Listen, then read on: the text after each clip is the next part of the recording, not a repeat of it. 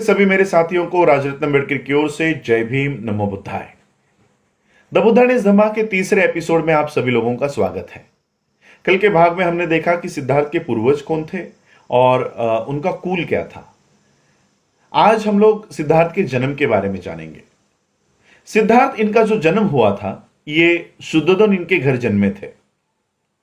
उस समय शाक्यों की एक प्रथा थी, वो गर्मियों में, मध्य गर्मियों में एक उत्सव मनाया करते थे। ये उत्सव, सभी शाक्य इस उत्सव में शामिल हुआ करते थे, सभी शासक परिवार इसमें शामिल हुआ करते थे और ये सामान्य रूप से 7 दिनों तक ये उत्सव चलता था। एक बार महामाया ने ये निश्चय किया कि इस बार का जो उत्सव है वो बड़ी दृढ़तापूर्वक उसको मनाएंगे। फलों से, फूलों से, अन्न धान्यों से इसको मनाया जाएगा, लेकिन किसी भी तरह का मद्यपान इस उत्सव में नहीं हुआ करता था।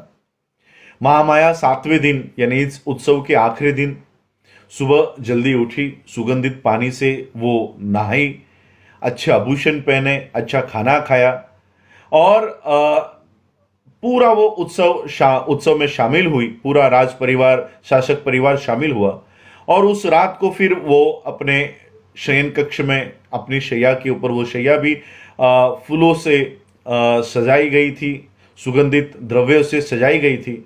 और उस रात शुद्धोधन और महामाया ये समीप आए, नजदीक आए और उसी रात महामाया को गर्भधारणा हुई।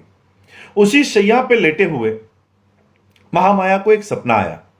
महामाया ने देखा, अपने सपने में देखा कि 4 विश्व के रक्षक उनकी जो शैया है वो शैया उठाकर हिमालय पर्वत पर ले गए।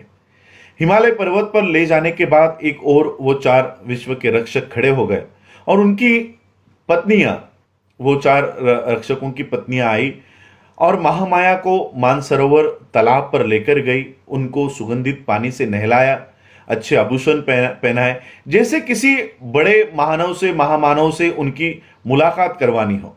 और फिर थोड़ी ही देर में बोधिसत्व सुमेध नाम की व्यक्ति महामाया के पास आई और महामाया से कहा कि मैं अपना आखिरी जन्म लेना चाहता हूं, क्या आप मेरी माता बनेंगी?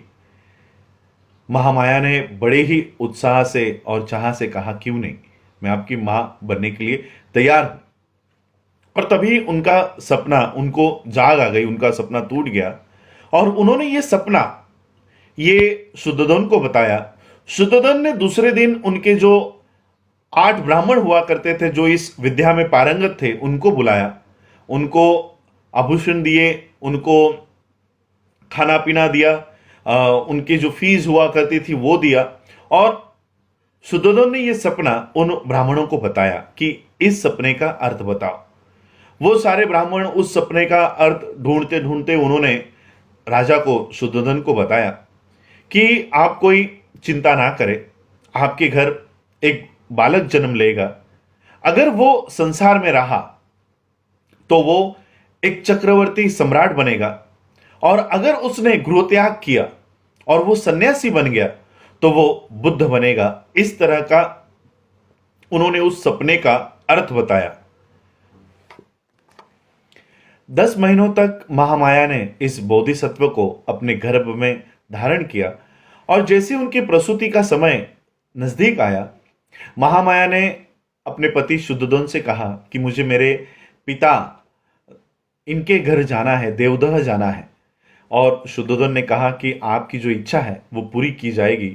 और महामाया को देवदह जाने के लिए सोने की पालकी बनाई गई, सभी सेवकों को बुलाया गया और महामाया उस सोने की पालकी में बैठकर अपने पिता के घर देवदह जाने के लिए निकली।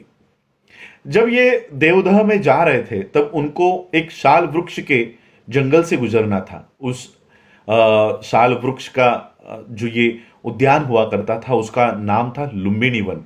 इस लुम्बिनी वन से उनको गुजरना था। महामाया जब इस लुम्बिनी वन से गुजर रही थी तब उन्होंने देखा पूरा लुम्बिनी वन ये फलों से, फूलों से लदा हुआ है। सभी प्रकार के पक्षी वहां पर चह रहे हैं, चहका रहे हैं, गाना गा रहे हैं। सभी एक अच्छा दृश्य उनको वहां पर दिखा और महामाया ने ये इच्छा व्यक्त की कि थोड़ी देर यहाँ पर रुकते हैं और यहाँ का आनंद लेते हैं। महामाया ने सेवकों से कहा कि ये जो पालकी है यहीं पे रुकवाओ, और महामाया एक विशाल ऐसे शाल वृक्ष के पास खड़ी हो गई और वो अपने हाथों से कुछ टहनी पकड़ने की कोशिश कर रही थी, लेकिन हवा की जोर से वो पेड़ की टहनियां ऊपर नीचे हो रही थी, लेकिन एक पेड़ की टहनी महामाया के हाथ में आ गई। जैसे ही उन्होंने वो पकड़ी, हवा की जोर से वो टहनी ऊपर उठ गई, और जैसे ही वो ऊपर उठ गई, महामाया ने खड़े खड़े ही इस बोधिसत्व को जन्म दे दिया। ये बोधिसत्व को जन्म दे दिया। वो साल था 563 बीसी। 563 बीसी वैशाख पूर्णिमा के दिन सिद्धार्थ का जन्म हुआ। महामाया और शुद्धोधन इनके शादी को कई साल बीतने के बाद सिद्धार्थ का जन्म हुआ था, और इसलिए पूरे शाक्यों में, पूरे शासक परिवार में एक आनंद का माहौल था। पूरे कपिलवस्तु में उत्सव मनाया गया। जिस समय सिद्धार्थ का जन्म हुआ उस समय शुद्धोधन ये राजा थे, और स्वाभाविक रूप से सिद्धार्थ ये राजकुमार बन गए। जैसे ही सिद्धार्थ का जन्म हुआ, हिमालय पर एक साधु रहा करते थे जिनका नाम था असित। असित जब अपना ध्यान कर रहे थे तब उन्हें इस आकाश से बुद्ध इस नाम की घोषणा उनको सुनाई देने लगी। वो अपना ध्यान छोड़कर वो अपने दृष्टि से जम्बूद्वीप की ओर देख रहे थे, और उन्होंने देखा कि ये बुद्ध की घोषणा क्यों हो रही है। और तब उन्होंने देखा कि शुद्धोधन के घर में एक बालक जन्मा है, और वो बहुत ही होशियार इस तरह का बालक है, ब्रिलियंट बालक है। तो असित ने इच्छा व्यक्त की कि उस बालक को देखना है, और असित अपने भांजे को लेकर भतीजे को लेकर, नारदत्त को लेकर वो कपिलवस्तु में आए। शुद्धोधन इनके महल पर आके उन्होंने देखा कि शुद्धोधन के महल के बाहर लाखों लोग इकट्ठा हुए हैं। असित ने एक दरबान को, सेवक को कहा कि राजा को अंदर जाके बताओ कि एक साधु उनको मिलना चाहते हैं। तो ये सेवक अंदर आया, शुद्धोधन को बताया कि एक बहुत बूढ़े साधु आए हैं और वो आपको मिलना चाहते हैं। शुद्धोधन ने कहा कि उनको अंदर लेकर आओ। शुद्धोधन ने उस साधु के लिए बैठने के लिए अच्छा आसन बनाया और साधु को बैठने के लिए कहा। साधु ने कहा, शुद्धोधन ने पूछा कि मैंने आपको पहले कभी कपिलवस्तु में देखा नहीं, आप कहाँ से आए हो और आपका आने का कारण क्या है। असित ने बताया कि मुझे पता चला है कि आपके घर में एक बालक का जन्म हुआ है, मैं उसको देखने के लिए आया हूँ। शुद्धोधन ने कहा कि बालक तो अभी सोया है, आपको थोड़ा इंतजार करना होगा। असित ने कहा कि इस तरह के बालक ज़्यादा सोया नहीं करते, वो स्वभाव से ही जागरूक होते हैं। और जैसे ही ये शब्द सिद्धार्थ के कानों पे पड़े, सिद्धार्थ ने हलचल करके ये शुद्धोधन को जाहिर किया कि वो सोए नहीं है। तो असित को पास बुलाया गया। शुद्धोधन ने वो बालक अपने हाथ में दृढ़तापूर्वक उठाकर असित को दिया, और असित ने उस बालक को देखते ही बालक के शरीर पर 32 वो लक्षण जो एक बोधिसत्व के, बुद्ध के शरीर पर होते हैं, वो लक्षण उन्होंने देखे। 80 छोटे छोटे मार्क्स उन्होंने पहचाने, और असित थोड़े देर में रोने लग गए। फूट फूट कर, सांसें भर भर कर वो रो रहे थे। शुद्धोधन को डर लगने लग गया कि मेरे बच्चे के भविष्य में कोई गलत तो नहीं है, ये रो क्यों रहे हैं।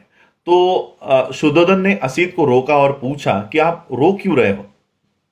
असित ने कहा कि डरो मत, आपके बच्चे का भविष्य कोई गलत नहीं है, मैं अपने खुद के लिए रो रहा हूं। मैं इसलिए रो रहा हूं कि अब मैं बूढ़ा हो चुका हूं, कुछ सालों के बाद मर जाऊंगा।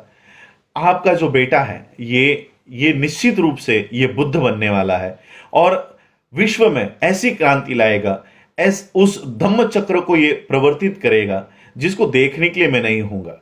जिस धम्म की देशना ये आपका बच्चा देने वाला है, वो धम्म आदि में भी कल्याणकारक होगा, मध्य में भी कल्याणकारक होगा, और अंत में भी कल्याणकारक होगा।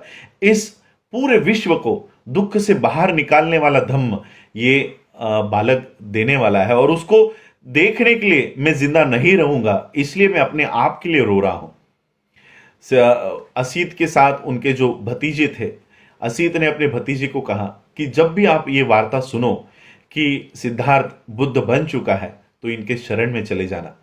और असीत ने ये सारी जो भविष्यवाणी थी वो बालक को लेकर की और राजा ने उनको अच्छा खाना पीना देकर फिर असीत वहां से चले गए। 5वें दिन इस बच्चे का नामकरण विधि था। नामकरण विधि हुआ, इस बच्चे का नाम सिद्धार्थ रखा गया।